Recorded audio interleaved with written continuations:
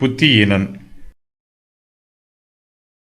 புத்தியீனன் தன் சிநேகிதனுக்கு முன்பாக கையடித்து கொடுத்து பிணைப்படுகிறான்.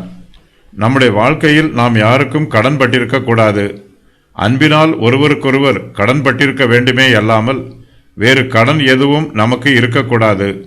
ஞானமுள்ளவன் கடன் பிரச்சனைகளில் இருந்து தப்பித்துக் கொள்கிறான். அவன் மற்றவர்கள் பெற்றிருக்கிற கடனுக்காக பிணைப்பட மாட்டான். பிறருடைய கடனை தீர்ப்பதற்கு கையடித்து கொடுக்க மாட்டான்.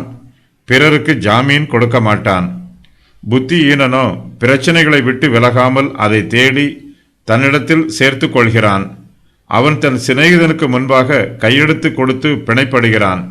மற்றவர்களுக்காக பிணைப்படுவது ஒரு கண்ணியை போன்றது.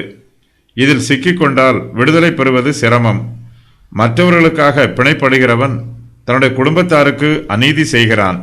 இவனை நம்பியிருக்கிற மனைவிக்கும் பிள்ளைகளுக்கும் தீங்கு செய்கிறான். இவன் செய்கிற தப்பிதத்தினால் இவனுடைய குடும்பத்தில் உள்ளவர்களும் இவனோடு சேர்ந்து தீங்கு அனுபவிப்பார்கள்.